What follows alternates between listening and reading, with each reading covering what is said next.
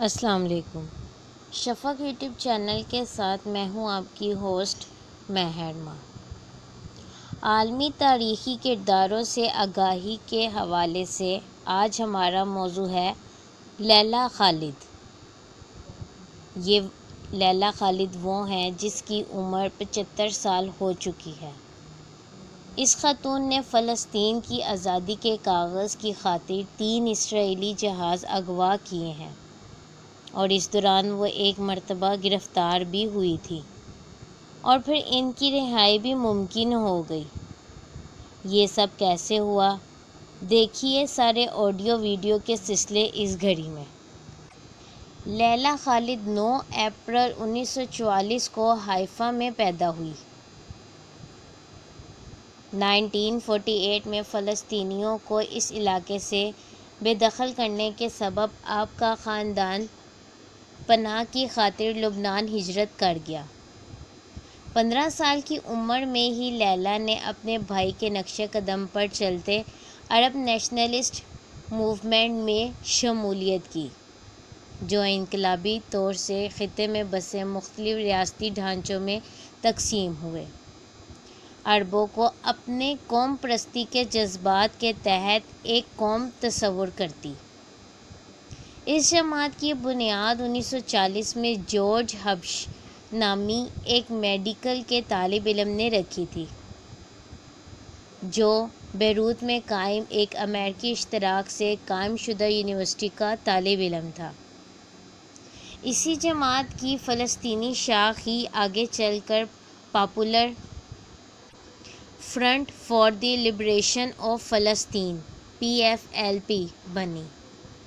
لیلہ خالد بھی PFLP کی ایک مقبول ممبر رہی، جبکہ موجودہ دنوں آپ فلسطین نیشنل کونسل سے جڑی ہیں۔ آپ کو فلسطین مسئلہ مزاحمت کا پوسٹر گرل آف فلسطین ملیٹنسی بھی کہا جاتا ہے۔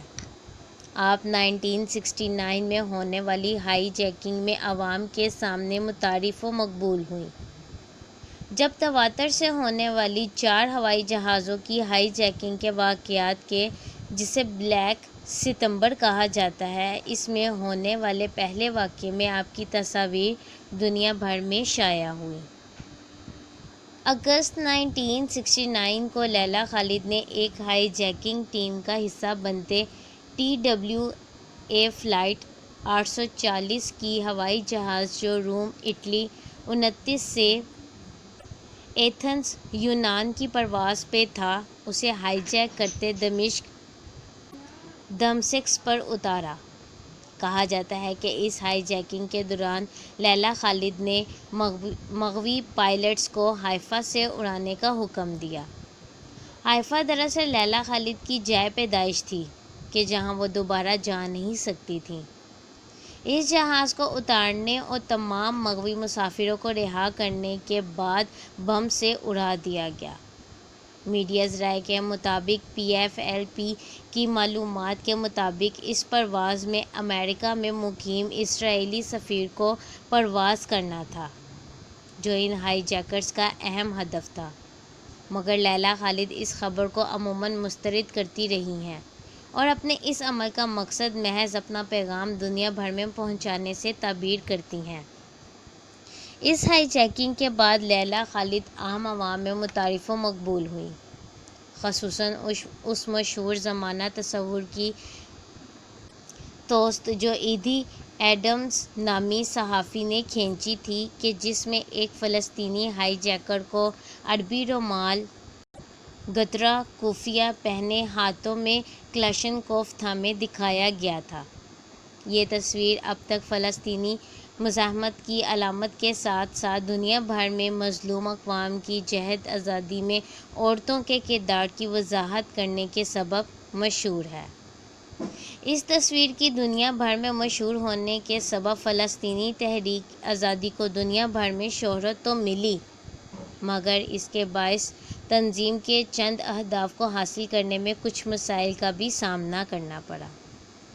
چونکہ یہ تصویر دنیا بھر میں مشہور ہوئی، لہٰذا لیلہ خالد کو دیگر ہائی جیکنگ منصوبے جہاز کو بجائے امریکہ لے جانے کے لندن پر اتارنے میں کامیاب ہوئیں، کہ جہاں اس نے خود کو پولیس کے حوالے کیا۔